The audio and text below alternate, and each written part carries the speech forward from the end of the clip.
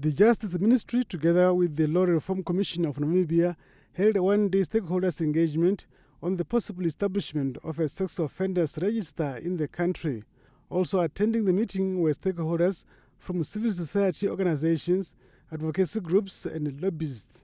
Discussions centered around the establishment of a sex offenders register with the hope that this would discourage people or deter them from committing such offenses, especially rape. It's not a target. This is not a law that is intended to punish only offenders.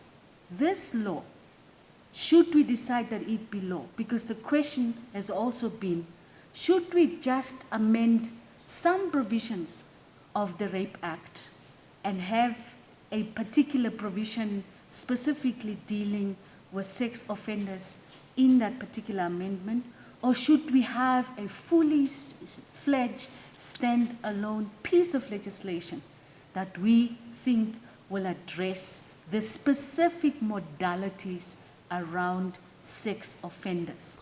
Inputs gathered are meant to determine whether a register is required or whether amending existing laws, such as the Rape Act, is the way to go.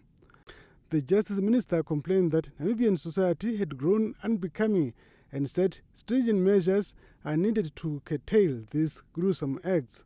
More should we say? How many times should we demonstrate? How many times must we condemn? How many times is government going to amend legislation to improve the safeguards, to increase sentences, to introduce new offenses? How many times should we do that before somebody hears the cry of the women, the girls, the children, the young boys that are subjected to violence, the LGBTQI community that is subjected to violence? How many times? If a sex offender register is agreed upon through these consultations, it will be taken to Parliament for adoption and made law. Among the many possible inputs to the bill is an option to impose severe restrictions on convicted offenders.